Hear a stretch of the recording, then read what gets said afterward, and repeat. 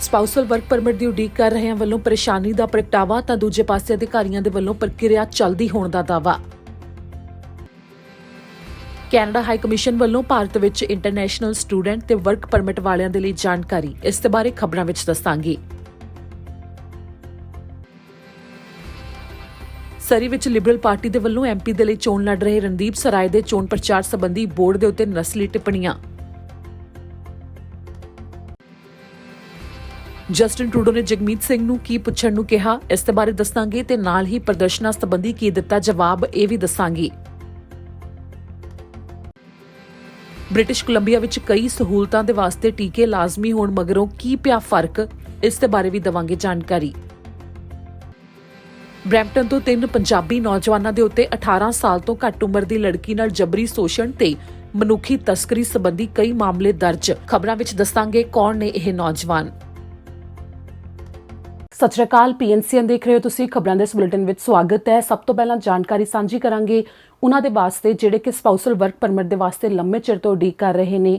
ਬਾਰ-ਬਾਰ ਕਈ ਸਵਾਲ ਉਹਨਾਂ ਵੱਲੋਂ ਪੁੱਛੇ ਜਾ ਰਹੇ ਨੇ, ਪ੍ਰਦਰਸ਼ਨ ਵੀ ਕੀਤੇ ਜਾ ਰਹੇ ਨੇ, ਐਮਬੈਸੀ ਦੇ ਅੱਗੇ ਵੀ ਪ੍ਰਦਰਸ਼ਨ ਕੀਤੇ ਗਏ।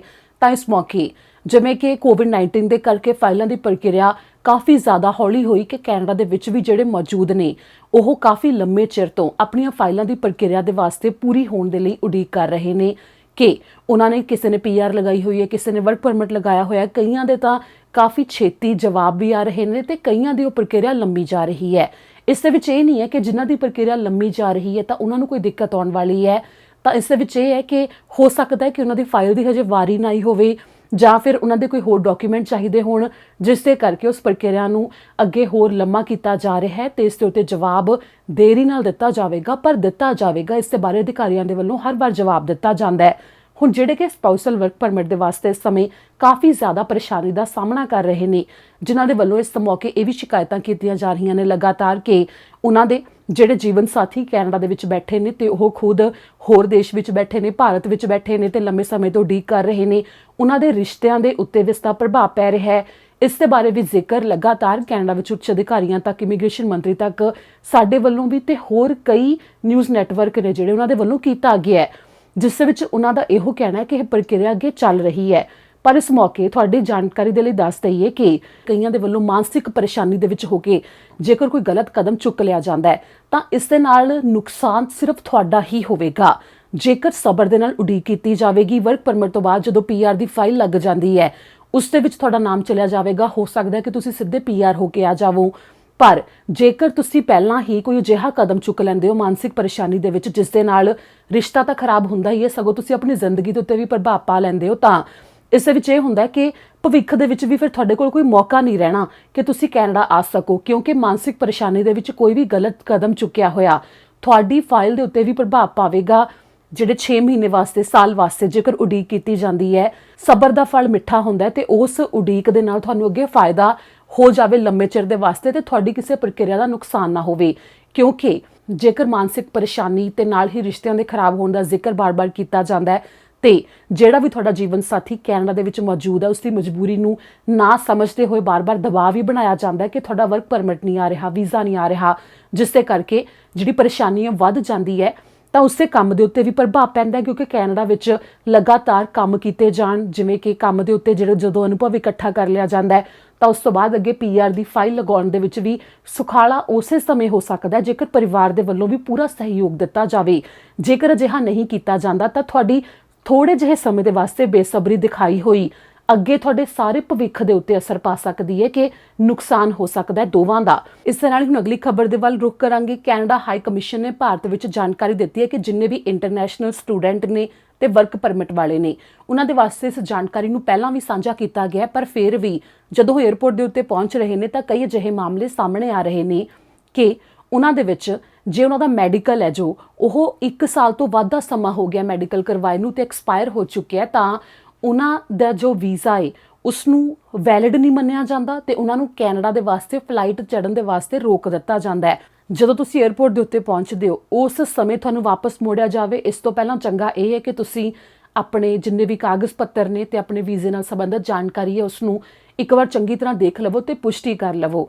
ਜੇਕਰ ਅੱਗੇ ਤੁਸੀਂ ਕਿਸੇ ਨੂੰ ਜਾਣਦੇ ਹੋ ਜਿਸ ਵੱਲੋਂ ਕੈਨੇਡਾ ਦਾ ਵੀਜ਼ਾ ਲਗਵਾਇਆ ਗਿਆ ਤੇ ਇਸ ਮੌਕੇ ਵੀਜ਼ਾ ਲਗਵਾਉਣ ਤੇ ਨਾਲ ਹੀ ਜਦੋਂ ਪਹਿਲਾਂ ਅਪਲਾਈ ਕੀਤਾ ਗਿਆ ਉਸ ਦੇ ਸਮੇਂ ਵਿੱਚ ਕਾਫੀ ਜ਼ਿਆਦਾ, ਕਿਉਂਕਿ ਲੰਮੀ ਪ੍ਰਕਿਰਿਆ ਕੋਵਿਡ-19 ਦੇ ਕਰਕੇ ਚੱਲ ਰਹੀ ਹੈ, ਤਾਂ ਜੇਕਰ ਕਾਫੀ ਜ਼ਿਆਦਾ ਸਮਾਂ ਲੱਗਿਆ ਹੈ ਤਾਂ ਉਹਨਾਂ ਦੇ ਮੈਡੀਕਲ ਹੋਏ ਨੂੰ 12 ਮਹੀਨੇ ਦਾ ਸਮਾਂ ਲੰਘ ਗਿਆ ਜੇਕਰ, ਤਾਂ ਉਸ ਦੇ ਵਿੱਚ ਜਾਣਕਾਰੀ ਉਹਨਾਂ ਦੇ ਵਾਸਤੇ ਤੁਸੀਂ ਅੱਗੇ ਸਾਂਝੀ ਕਰ ਸਕਦੇ ਹੋ ਕਿ ਤਾਂ ਉਹ ਟਿਕਟ ਕਰਵਾ ਕੇ ਕੈਨੇਡਾ ਜਾਣ ਵਾਸਤੇ 에ਅਰਪੋਰਟ ਦੇ ਉੱਤੇ ਨਾ ਜਾਣ, ਕਿਉਂਕਿ ਉਹਨਾਂ ਨੂੰ ਵਾਪਸ ਭੇਜ ਦਿੱਤਾ ਜਾਵੇਗਾ। ਜਿਸ ਕਰਕੇ ਅੱਗੇ ਤੋਂ ਅੱਗੇ ਇਹ ਜਾਣਕਾਰੀ ਜ਼ਰੂਰ ਪਹੁੰਚਾਈ ਜਾਵੇ ਕਿ ਜੇਕਰ ਕੋਈ ਵੀ ਕੈਨੇਡਾ ਆ ਰਿਹਾ ਹੈ ਪਹਿਲੀ ਵਾਰ ਸਟੱਡੀ ਪਰਮਿਟ ਜਾਂ ਫਿਰ ਵਰਕ ਪਰਮਿਟ ਦੇ ਉੱਤੇ, ਤਾਂ ਆਪਣੇ ਮੈਡੀਕਲ ਦੀ ਤਰੀਕ ਜ਼ਰੂਰ ਦੇਖ ਲਈ ਜਾਵੇ ਕਿ ਕਿਤੇ ਐਕਸਪਾਇਰ ਤਾਂ ਨਹੀਂ ਹੋ ਗਿਆ, ਤਾਂ ਕਿ ਤੁਹਾਨੂੰ 에ਅਰਪੋਰਟ ਦੇ ਉੱਤੇ ਪਹੁੰਚ ਕੇ ਖੱਜਲ ਨਾ ਹੋਣਾ ਪਵੇ ਤੇ ਵਾਪਸ ਨਾ ਮੁੜਨਾ ਪਵੇ। ਹੁਣ ਰੁਖ ਅਗਲੀ ਖਬਰ ਦੇ ਵੱਲ ਕਰਾਂਗੇ। ਜਿਵੇਂ ਕਿ ਕੱਲ ਇੱਕ ਇੰਸਟੈਂਟ ਨਿਊਜ਼ ਦੇ ਵਿੱਚ ਤੁਹਾਡੇ ਨਾਲ ਅਸੀਂ ਜਾਣਕਾਰੀ ਵੀ ਸਾਂਝੀ ਕੀਤੀ ਸੀ ਕਿ ਓਨਟਾਰੀਓ ਤੋਂ 10 ਤੋਂ ਵੱਧ ਅਜਿਹੇ ਸਾਈਨ ਬੋਰਡਸ ਦੇ ਉੱਤੇ ਨਸਲੀ ਟਿੱਪਣੀਆਂ ਕੀਤੇ ਜਾਣ ਦੇ ਮਾਮਲੇ ਸਾਹਮਣੇ ਆਏ ਸਨ, ਤਾਂ ਅੱਜ ਇਹੋ ਮਾਮਲਾ ਸਰੀ ਤੋਂ ਵੀ ਸਾਹਮਣੇ ਆਇਆ, ਜਿਸ ਦੇ ਵਿੱਚ ਸਰੀ ਸੈਂਟਰ ਤੋਂ ਐਮਪੀ ਦੇ ਲਈ ਚੋਣ ਲੜ ਰਹੇ ਰਣਦੀਪ ਸਰਾਏ, ਜੋ ਕਿ ਪਹਿਲਾਂ ਵੀ ਐਮਪੀ ਸਨ ਉੱਥੋਂ, ਉਹਨਾਂ ਦੇ ਜੋ ਸਾਈਨ ਬੋਰਡ ਲੱਗੇ ਹੋਏ ਸੀ ਉਸ ਦੇ ਉੱਤੇ ਨਸਲੀ ਟਿੱਪਣੀ ਕੀਤੇ ਜਾਣ ਦਾ ਮਾਮਲਾ ਸਾਹਮਣੇ ਆਇਆ, ਜਿਸ ਦੇ ਉੱਤੇ ਇੱਕ ਨਾਜ਼ੀ ਦਾ ਸਾਈਨ ਬਣਾਇਆ ਗਿਆ ਜੋ ਕਿ ਤੁਸੀਂ ਦੇਖ ਸਕਦੇ ਹੋ, ਜਿਸ ਤੋਂ ਬਾਅਦ ਇਸ ਦੀ ਨਿਖੇਧੀ ਵੀ ਕੀਤੀ ਗਈ ਹੈ, ਜਾਂਚ ਵੀ ਕੀਤੀ ਜਾ ਰਹੀ ਹੈ ਤੇ ਭਾਈਚਾਰੇ ਤੋਂ ਤੇ ਨਾਲ ਹੀ ਹੋਰ ਅਧਿਕਾਰੀਆਂ ਦੇ ਵੱਲੋਂ ਇਸ ਉੱਤੇ ਅਫਸੋਸ ਦਾ ਪ੍ਰਗਟਾਵਾ ਕੀਤਾ ਗਿਆ ਹੈ ਕਿ ਅਜਿਹੀ ਹਰਕਤ ਜਿਸ ਦੇ ਵੱਲੋਂ ਵੀ ਕੀਤੀ ਗਈ ਹੈ ਇਸ ਨੂੰ ਮੰਦਭਾਗਾ ਦੱਸਿਆ ਗਿਆ ਹੈ। ਅਗਲੀ ਖਬਰ ਹੈ ਕਿ ਲੱਕੜ ਨੂੰ ਕੱਟਣ ਤੋਂ ਰੋਕਣ ਦੇ ਵਾਸਤੇ ਪ੍ਰਦਰਸ਼ਨ ਕੀਤਾ ਜਾਂਦਾ, ਜਿਨ੍ਹਾਂ ਵੱਲੋਂ ਲਗਾਤਾਰ ਉਹਨਾਂ ਨੂੰ ਜਸਟਿਨ ਟਰੂਡੋ ਦੇ ਵੱਲੋਂ ਕੋਈ ਜਵਾਬ ਕਿਉਂ ਨਹੀਂ ਦਿੱਤਾ ਗਿਆ। ਇਸ ਦੇ ਬਾਰੇ ਸਰੀ ਵਿੱਚ ਜਦੋਂ ਅੱਜ ਜਸਟਿਨ ਟਰੂਡੋ ਪਹੁੰਚੇ, ਉਹਨਾਂ ਨੂੰ ਜਦੋਂ ਸਵਾਲ ਪੁੱਛਿਆ ਗਿਆ ਤਾਂ ਉਹਨਾਂ ਨੇ ਕਿਹਾ ਕਿ ਇਹ ਸਵਾਲ ਜਗਮੀਤ ਸਿੰਘ ਨੂੰ ਪੁੱਛਿਆ ਜਾਵੇ, ਕਿਉਂਕਿ ਬ੍ਰਿਟਿਸ਼ ਕੋਲੰਬੀਆ ਦੇ ਵਿੱਚ ਐਨਡੀਪੀ ਦੀ ਸਰਕਾਰ ਹੈ ਤੇ ਐਨਡੀਪੀ ਤੋਂ ਜਿਵੇਂ ਫੈਡਰਲ ਦੇ ਵਿੱਚ ਜਗਮੀਤ ਸਿੰਘ ਪ੍ਰਧਾਨ ਨੇ, ਤਾਂ ਉਹਨਾਂ ਦੇ ਵੱਲੋਂ ਦਬਾਅ ਬਣਾਇਆ ਜਾ ਸਕਦਾ ਹੈ। ਇਹ ਜੌਨ ਹੌਰਗਨ ਦੇ ਹੱਥ ਵਿੱਚ ਹੈ, ਜੋ ਉਹਨਾਂ ਪ੍ਰਦਰਸ਼ਨਕਾਰੀਆਂ ਦੇ ਵੱਲੋਂ ਸਵਾਲ ਪੁੱਛੇ ਜਾ ਰਹੇ ਨੇ ਤੇ ਪ੍ਰਦਰਸ਼ਨ ਕੀਤੇ ਜਾ ਰਹੇ ਨੇ। We recognize there is a real issue here locally around old growth forests and decisions made by the BC NDP government. It'd be interesting to ask Jagmeet Singh, a BC member of parliament and an NDP leader, what his perspective is on old growth forests and the decisions that the Horgan government have made. ਅੱਗੇ ਜਾਣਕਾਰੀ ਹੈ ਕਿ British Columbia ਵਿੱਚ ਕਈ ਸਹੂਲਤਾਂ ਦੇ ਵਾਸਤੇ ਜਿਵੇਂ ਕਿ ਕੋਵਿਡ-19 ਦੇ ਟੀਕੇ ਲਾਜ਼ਮੀ ਕਰਨ ਦੇ ਬਾਰੇ ਐਲਾਨ ਕੀਤਾ ਗਿਆ, ਤਾਂ ਇਸ ਦੇ ਨਾਲ ਹੀ ਬ੍ਰਿਟਿਸ਼ ਕੋਲੰਬੀਆ ਤੋਂ ਅਧਿਕਾਰੀਆਂ ਨੇ ਜਾਣਕਾਰੀ ਦਿੱਤੀ ਹੈ ਕਿ ਇਸ ਐਲਾਨ ਦੇ ਹੁੰਦੇ ਸਾਰ ਜਿਵੇਂ ਕਿ ਵੈਕਸੀਨ ਪਾਸਪੋਰਟ ਜੋ ਮਿਲੇਗਾ ਉਸ ਦੇ ਵਾਸਤੇ ਵੱਡੀ ਗਿਣਤੀ ਬ੍ਰਿਟਿਸ਼ ਕੋਲੰਬੀਆ ਨਿਵਾਸੀਆਂ ਦੇ ਵੱਲੋਂ ਕੋਵਿਡ-19 ਦੇ ਟੀਕਿਆਂ ਦੇ ਲਈ ਬੁਕਿੰਗ ਕੀਤੀ ਗਈ। ਇਹਨਾਂ 2 ਦਿਨਾਂ ਦੇ ਵਿੱਚ ਹੀ ਕਾਫੀ ਗਿਣਤੀ ਦੇ ਵਿੱਚ ਲੋਕ ਆਏ ਜਿਨ੍ਹਾਂ ਦੇ ਵੱਲੋਂ ਕੋਵਿਡ-19 ਦੇ ਟੀਕੇ ਲਗਵਾਉਣ ਦੇ ਵਾਸਤੇ ਬੁਕਿੰਗ ਕੀਤੀ ਗਈ ਹੈ ਤੇ ਉਹ ਹੁਣ ਕੋਵਿਡ-19 ਦੇ ਟੀਕੇ ਲਗਵਾਉਣਗੇ। ਅੱਗੇ ਜਾਣਕਾਰੀ ਹੈ ਬਰੈਂਪਟਨ ਤੋਂ, ਜਿੱਥੇ ਕਿ 3 ਪੰਜਾਬੀ ਨੌਜਵਾਨਾਂ ਦੇ ਉੱਤੇ ਕਾਫੀ ਗੰਭੀਰ ਮਾਮਲੇ ਦਰਜ ਕੀਤੇ ਗਏ ਨੇ। ਪੁਲਿਸ ਨੇ ਇਸ ਬਾਰੇ ਕੀ ਜਾਣਕਾਰੀ ਦਿੱਤੀ ਹੈ ਤੁਹਾਨੂੰ ਦੱਸਾਂਗੀ। ਪੀਲ ਰੀਜਨਲ ਪੁਲਿਸ ਨੇ 3 ਨੌਜਵਾਨਾਂ ਦੀਆਂ ਤਸਵੀਰਾਂ ਜਾਰੀ ਕਰਦੇ ਹੋਏ ਉਹਨਾਂ ਦੇ ਉੱਤੇ ਕਈ ਮਾਮਲੇ ਦਰਜ ਕੀਤੇ ਜਾਣ ਦੀ ਜਾਣਕਾਰੀ ਦਿੱਤੀ ਹੈ, ਜਿਨ੍ਹਾਂ ਦੇ ਉੱਤੇ ਕਾਫੀ ਗੰਭੀਰ ਮਾਮਲੇ ਦਰਜ ਕੀਤੇ ਗਏ ਨੇ, ਜੋ ਕਿ 18 ਸਾਲ ਤੋਂ ਘੱਟ ਉਮਰ ਦੀ ਲੜਕੀ ਦੇ ਨਾਲ ਹਿੰਸਕ ਵਤੀਰਾ ਕਰਨ ਤੇ ਨਾਲ ਹੀ ਉਸ ਨੂੰ ਦੇਹ ਵਪਾਰ ਦੇ ਧੰਦੇ ਵਿੱਚ ਪਾਉਣ ਦੇ ਨਾਲ ਸੰਬੰਧਿਤ ਇਹ ਮਾਮਲੇ ਨੇ। ਪੂਰੇ ਮਾਮਲੇ ਦੇ ਬਾਰੇ ਹੁਣ ਤੁਹਾਨੂੰ ਅਸੀਂ ਜਾਣਕਾਰੀ ਦੇਵਾਂਗੇ। Peel regional police specialised enforcement bureau ਦੇ ਵੱਲੋਂ ਜਾਂਚ ਕੀਤੀ ਜਾ ਰਹੀ ਹੈ, ਜਿਸ ਦੇ ਵਿੱਚ ਉਹਨਾਂ ਨੇ ਗ੍ਰਿਫਤਾਰੀਆਂ ਕੀਤੀਆਂ ਨੇ 23 ਸਾਲਾ ਅੰਮ੍ਰਿਤਪਾਲ ਸਿੰਘ, 22 ਸਾਲਾ ਹਰਕੁਵਰ ਸਿੰਘ ਤੇ 23 ਸਾਲਾ ਸੁਖਮਨਪ੍ਰੀਤ ਸਿੰਘ ਤੇ ਇੱਕ ਚੌਥੇ ਨੌਜਵਾਨ ਦੀ ਪੁਲਿਸ ਨੂੰ ਭਾਲ ਹੈ। ਇਹ 3 ਨੌਜਵਾਨ ਬਰੈਂਪਟਨ ਦੇ ਰਹਿਣ ਵਾਲੇ ਨੇ। ਪੁਲਿਸ ਅਧਿਕਾਰੀਆਂ ਨੇ ਦੱਸਿਆ ਕਿ 18 ਸਾਲ ਤੋਂ ਘੱਟ ਉਮਰ ਦੀ ਲੜਕੀ ਇਸ ਮਾਮਲੇ ਦੇ ਵਿੱਚ ਪੀੜਤ ਹੈ, ਜਿਸ ਨੂੰ ਲੈ ਕੇ ਉਹ ਜਾਂਚ ਕਰ ਰਹੇ ਨੇ। ਮਾਮਲਾ ਸ਼ਨੀਵਾਰ ਦਾ ਅਗਸਤ 21, 2021 ਦਾ ਹੈ, ਜਦੋਂ ਅਧਿਕਾਰੀਆਂ ਨੇ ਜਾਂਚ ਸ਼ੁਰੂ ਕੀਤੀ, ਜਦੋਂ ਉਹਨਾਂ ਨੂੰ ਪਤਾ ਲੱਗਿਆ ਕਿ ਇੱਕ 18 ਸਾਲ ਤੋਂ ਘੱਟ ਉਮਰ ਦੀ ਲੜਕੀ ਦੇ ਨਾਲ ਉਸ ਦੀ ਮਰਜ਼ੀ ਦੇ ਖਿਲਾਫ ਉਸ ਦੇ ਨਾਲ ਗਲਤ ਵਤੀਰਾ ਕੀਤਾ ਗਿਆ। ਉਸ ਦੇ ਨਾਲ ਹਿੰਸਕ ਵਤੀਰਾ ਕੀਤੇ ਜਾਣ ਦੇ ਬਾਰੇ ਕਈ ਵਾਰ ਸ਼ਿਕਾਇਤਾਂ ਸਾਹਮਣੇ ਆਈਆਂ ਤੇ ਨਾਲ ਹੀ ਉਸ ਨੂੰ ਦੇਹ ਵਪਾਰ ਦੇ ਧੰਦੇ ਦੇ ਵਿੱਚ ਵੀ ਪਾਇਆ ਗਿਆ। ਇਸ ਦੇ ਬਾਰੇ ਵੀ ਸ਼ਿਕਾਇਤਾਂ ਸਾਹਮਣੇ ਆਈਆਂ, ਜਿਸ ਤੋਂ ਬਾਅਦ ਪੁਲਿਸ ਨੇ ਜਾਂਚ ਸ਼ੁਰੂ ਕੀਤੀ। ਉਸ ਲੜਕੀ ਨੂੰ ਤੁਰੰਤ ਹਸਪਤਾਲ ਦੇ ਵਿੱਚ ਭਰਤੀ ਕਰਵਾਇਆ ਗਿਆ ਸੀ, ਜਿਸ ਦੀ ਹਾਲਤ ਗੰਭੀਰ ਬਣੀ ਹੋਈ ਸੀ ਪਰ ਖਤਰੇ ਤੋਂ ਬਾਹਰ ਸੀ। ਤੇ ਉਸੇ ਦਿਨ ਪੁਲਿਸ ਅਧਿਕਾਰੀਆਂ ਨੇ ਇੱਕ ਘਰ ਦੇ ਵਿੱਚ ਪਹੁੰਚ ਕੇ, ਜੋ ਕਿ ਕ੍ਰੈਡਿਟ ਵਿਊ ਰੋਡ ਦੇ ਉੱਤੇ ਸਿਟੀ ਆਫ ਬਰੈਂਪਟਨ ਦੇ ਵਿੱਚ ਸੀ, 3 ਜਣਿਆਂ ਨੂੰ ਗ੍ਰਿਫਤਾਰ ਕਰ ਲਿਆ। ਇਸ ਮਾਮਲੇ ਵਿੱਚ 23 ਸਾਲਾ ਅੰਮ੍ਰਿਤਪਾਲ ਸਿੰਘ ਦੇ ਉੱਤੇ 8 ਮਾਮਲੇ ਦਰਜ ਕੀਤੇ ਗਏ ਨੇ, 22 ਸਾਲਾ ਹਰਕੁਵਰ ਸਿੰਘ ਦੇ ਉੱਤੇ 8 ਮਾਮਲੇ ਦਰਜ ਕੀਤੇ ਗਏ ਨੇ ਤੇ 23 ਸਾਲਾ ਸੁਖਮਨਪ੍ਰੀਤ ਸਿੰਘ ਦੇ ਉੱਤੇ 2 ਮਾਮਲੇ ਦਰਜ ਕੀਤੇ ਗਏ ਨੇ, ਜਿਨ੍ਹਾਂ ਨੂੰ ਐਤਵਾਰ ਦੇ ਦਿਨ 22 ਅਗਸਤ ਨੂੰ ਓਨਟਾਰੀਓ ਕੋਰਟ ਆਫ ਜਸਟਿਸ ਦੇ ਵਿੱਚ ਪੇਸ਼ ਵੀ ਕੀਤਾ ਗਿਆ ਸੀ। ਇਸ ਸਮੇਂ ਪੁਲਿਸ ਅਧਿਕਾਰੀਆਂ ਨੇ ਕਿਹਾ ਕਿ ਉਹ ਚੌਥੇ ਨੌਜਵਾਨ ਦੀ ਹਜੇ ਪਛਾਣ ਨੂੰ ਜਨਤਕ ਨਹੀਂ ਕਰ ਰਹੇ, ਪਰ ਜਿਸ ਦੀ ਕਿ ਭਾਲ ਉਹ ਕਰ ਰਹੇ ਨੇ, ਜੋ ਕਿ ਸਾਊਥ ਏਸ਼ੀਅਨ ਹੈ, 6 ਫੁੱਟ ਉਸ ਦਾ ਕੱਦ ਹੈ, ਛੋਟੇ ਕਾਲੇ ਵਾਲ ਨੇ ਸਿਰ ਦੇ ਉੱਤੇ ਤੇ ਕਾਲੀ ਦਾੜੀ ਵੀ ਹੈ ਉਸਦੀ, ਜਿਸ ਦੀ ਪੁਲਿਸ ਅਧਿਕਾਰੀਆਂ ਨੂੰ ਭਾਲ ਹੈ ਤੇ ਇਸ ਮੌਕੇ ਉਹ ਜਾਂਚ ਵੀ ਹੋਰ ਜ਼ਿਆਦਾ ਕਰ ਰਹੇ ਨੇ, ਜਿਸ ਦੇ ਵਿੱਚ ਉਹਨਾਂ ਨੇ ਕਿਹਾ ਕਿ ਜੇਕਰ ਕਿਸੇ ਨੂੰ ਵੀ ਇਸ ਮਾਮਲੇ ਦੇ ਬਾਰੇ ਕੋਈ ਹੋਰ ਜਾਣਕਾਰੀ ਹੋਵੇ ਤਾਂ 905 453 2121 ਦੇ ਉੱਤੇ ਫੋਨ ਕਰਕੇ ਜਾਣਕਾਰੀ ਦਿੱਤੀ ਜਾ ਸਕਦੀ ਹੈ। ਜਸਟਿਨ ਟਰੂਡੋ ਜਿਵੇਂ ਕਿ ਅੱਜ ਸਰੀ ਵਿੱਚ ਪਹੁੰਚੇ ਸਨ, ਘਰਾਂ ਦੇ ਵਾਸਤੇ ਕੈਨੇਡਾ ਵਾਸੀਆਂ ਦੀ ਮਦਦ ਦੇ ਲਈ ਕੀ ਉਹਨਾਂ ਨੇ ਵਾਅਦਾ ਕੀਤਾ ਹੈ ਉਸ ਦੇ ਬਾਰੇ ਤੁਹਾਨੂੰ ਦੱਸਦੇ ਹਾਂ। ਜਸਟਿਨ ਟਰੂਡੋ ਅੱਜ ਸਰੀ ਦੇ ਵਿੱਚ ਪਹੁੰਚੇ, ਜਿੱਥੇ ਇੱਕ ਘਰ ਦੇ ਵਿੱਚੋਂ ਉਹਨਾਂ ਨੇ ਕੈਨੇਡਾ ਵਾਸੀਆਂ ਦੇ ਵਾਸਤੇ ਵਾਅਦਾ ਕੀਤਾ ਘਰਾਂ ਨੂੰ ਲੈ ਕੇ, ਜਿਸ ਦੇ ਵਿੱਚ ਉਹਨਾਂ ਨੇ ਇਹ ਵੀ ਜ਼ਿਕਰ ਕੀਤਾ ਕਿ ਜੋ ਘਰ ਖਰੀਦੇ ਜਾਂਦੇ ਨੇ ਉਸ ਦੇ ਵਿੱਚ ਜੋ ਇਸ ਸਮੇਂ ਬੋਲੀ ਲੱਗਦੀ ਹੈ ਉਸ ਦੇ ਵਿੱਚ ਪਾਰਦਰਸ਼ਤਾ ਨਹੀਂ ਹੈ, ਕਿ ਇੱਕ ਗ੍ਰਾਹਕ ਨੂੰ ਦੂਜੇ ਗ੍ਰਾਹਕ ਦੀ ਬੋਲੀ ਦੇ ਬਾਰੇ ਕਿ ਕਿੰਨੇ ਦਾ ਘਰ ਉਹ ਖਰੀਦ ਰਿਹਾ ਪਤਾ ਨਹੀਂ ਲੱਗਦਾ, ਤੇ ਇਸ ਨੂੰ ਲੈ ਕੇ ਪਾਰਦਰਸ਼ਤਾ ਲਿਆਉਣ ਤੇ ਨਾਲ ਹੀ ਸ਼ਹਿਰਾਂ ਦੇ ਨਾਲ ਮਿਲ ਕੇ ਹੋਰ ਜ਼ਿਆਦਾ ਕੰਮ ਕੀਤੇ ਜਾਣ ਤੇ ਡਾਊਨ ਪੇਮੈਂਟ ਤੇਜ਼ੀ ਦੇ ਨਾਲ ਸਰਕਾਰ ਦੇ ਵੱਲੋਂ ਇਸ ਦੇ ਵਿੱਚ ਮਦਦ ਮਿਲੇ, ਇਸ ਦੇ ਵਾਸਤੇ ਵੀ ਕੁਝ ਅਜਿਹੇ ਪ੍ਰੋਗਰਾਮ ਲਿਆਂਦੇ ਜਾਣਗੇ, ਜਸਟਿਨ ਟਰੂਡੋ ਦੇ ਵੱਲੋਂ ਵਾਅਦਾ ਕੀਤਾ ਗਿਆ। ਇਸ ਮੌਕੇ ਉਹਨਾਂ ਨੇ ਇਹ ਵੀ ਜ਼ਿਕਰ ਕੀਤਾ ਕਿ ਜੋ ਇੱਕ ਦੂਜੇ ਦੇ ਨਾਮ ਦੇ ਉੱਤੇ ਘਰ ਲਗਵਾ ਦਿੱਤਾ ਜਾਂਦਾ ਹੈ ਤੇ ਕਾਲਾ ਧਨ ਲਿਆਂਦਾ ਜਾਂਦਾ ਹੈ ਤੇ ਉਸ ਦੀ ਵਰਤੋਂ ਦੇ ਨਾਲ ਜੋ ਰੀਅਲ ਏਸਟੇਟ ਮਾਰਕੀਟ ਦੇ ਵਿੱਚ ਉਸ ਧਨ ਨੂੰ ਲਗਾਇਆ ਜਾਂਦਾ ਹੈ, ਜਿਸ ਕਰਕੇ ਘਰਾਂ ਦੇ ਰੇਟ ਕਾਫੀ ਜ਼ਿਆਦਾ ਵਧਦੇ ਨੇ, ਉਸ ਦੇ ਉੱਤੇ ਵੀ ਕਾਬੂ ਪਾਉਣ ਦੇ ਵਾਸਤੇ ਕਦਮ ਚੁੱਕੇ ਜਾਣਗੇ। ਜਸਟਿਨ ਟਰੂਡੋ ਦੇ ਵੱਲੋਂ ਇਹ ਜ਼ਿਕਰ ਅੱਜ ਸਵੇਰੇ ਕੀਤਾ ਗਿਆ। ਇਸ ਮੌਕੇ ਜਸਟਿਨ ਟਰੂਡੋ ਨੇ ਵੀ ਜ਼ਿਕਰ ਕੀਤਾ ਕਿ ਜੋ ਵਿੱਤੀ ਅਦਾਰੇ ਨੇ ਵੱਡੇ, ਜਿਨ੍ਹਾਂ ਨੂੰ ਕੋਵਿਡ-19 ਦੇ ਦੌਰਾਨ ਨੁਕਸਾਨ ਨਹੀਂ ਹੋਇਆ ਸਗੋਂ ਹੋਰ ਜ਼ਿਆਦਾ ਫਾਇਦਾ ਹੋਇਆ, ਉਹਨਾਂ ਫਾਈਨੈਂਸ਼ੀਅਲ ਇੰਸਟੀਟਿਊਸ਼ਨਸ ਦੇ ਉੱਤੇ ਟੈਕਸ ਹੋਰ ਜ਼ਿਆਦਾ ਵਧਾਇਆ ਜਾਵੇਗਾ।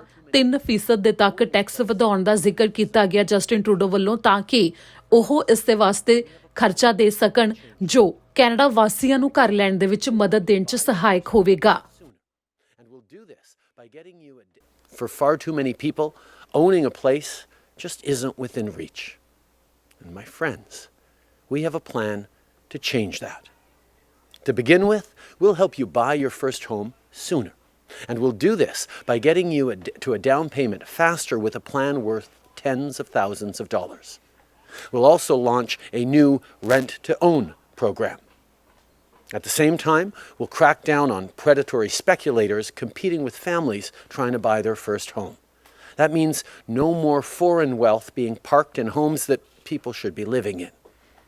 We'll also make the process of buying a home more transparent, so no more blind bidding. And to top it off, we'll work with municipalities to get more homes built and renovated. Unlike other parties, we have a plan on housing that will actually help you. And today, I want to tell you about one of the ways we're going to make that a reality. This pandemic has been really hard on so many Canadians, on so many small businesses. But the truth of it is that for some businesses, it's been really good. Look no further than the financial institutions. Big banks and insurance companies have been doing very well over these past many months. This week, Canada's biggest banks are posting their latest massive profits of billions of dollars.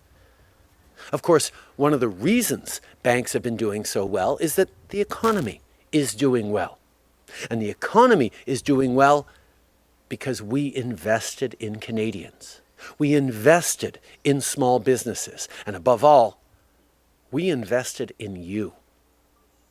And for your part, you worked really hard. You tightened your belt. And because you did that, because you sacrificed, because you saved, big banks got a windfall. So as we rebuild, we're going to ask big financial institutions to pay a little back, to pay a little more, so that we can do more for you. And in particular, so that we can help you own your home, and so own your future. We will raise the corporate income tax rate for Canada's largest and most profitable banks and insurance companies by 3 percentage points on all earnings over $1 billion.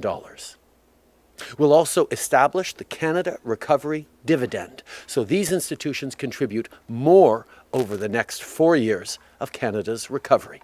ਤਾਂ ਉਧਰ ਜਿਵੇਂ ਕਿ Justin Trudeau ਦੇ ਖਿਲਾਫ ਪ੍ਰਦਰਸ਼ਨ ਵੀ ਕੀਤੇ ਗਏ ਜਿਹੜੇ ਕਿ ਕੋਵਿਡ-19 ਦੇ ਟੀਕਿਆਂ ਦਾ ਵਿਰੋਧ ਕਰਦੇ ਨੇ। ਉਹਨਾਂ ਦੇ ਵੱਲੋਂ ਜਸਟਿਨ ਟਰੂਡੋ ਦਾ ਘਿਰਾਓ ਕੀਤਾ ਗਿਆ ਤੇ ਇਸ ਮੌਕੇ ਕਿਹੜੀਆਂ ਗੱਲਾਂ ਕਹੀਆਂ ਗਈਆਂ ਤੇ ਕੀ ਪ੍ਰਦਰਸ਼ਨ ਸੀ, ਉਸ ਦੀਆਂ ਤਸਵੀਰਾਂ ਤੁਹਾਨੂੰ ਦਿਖਾਉਂਦੇ ਹਾਂ।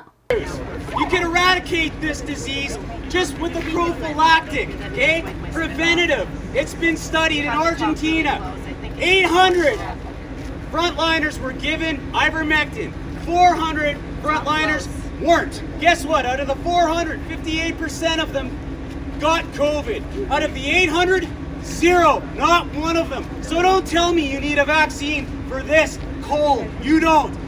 ਸਰੀ ਵਿੱਚ ਇੱਕ ਘਰ ਦੇ ਅੰਦਰ ਜਿੱਥੇ ਇੱਕ ਪਾਸੇ ਜਸਟਿਨ ਟਰੂਡੋ ਦੇ ਵੱਲੋਂ ਅੱਜ ਘਰਾਂ ਸੰਬੰਧੀ ਹੀ ਇੱਕ ਐਲਾਨ ਕੀਤਾ ਜਾ ਰਿਹਾ ਸੀ, ਵਾਅਦੇ ਕੀਤੇ ਜਾ ਰਹੇ ਸਨ, ਤਾਂ ਦੂਜੇ ਪਾਸੇ ਵੱਡੀ ਗਿਣਤੀ ਵਿੱਚ ਪ੍ਰਦਰਸ਼ਨਕਾਰੀ ਬਾਹਰ ਮੌਜੂਦ ਸਨ ਜਿਨ੍ਹਾਂ ਦੇ ਵੱਲੋਂ ਨਾਅਰੇਬਾਜ਼ੀ ਲਗਾਤਾਰ ਕੀਤੀ ਜਾ ਰਹੀ ਸੀ।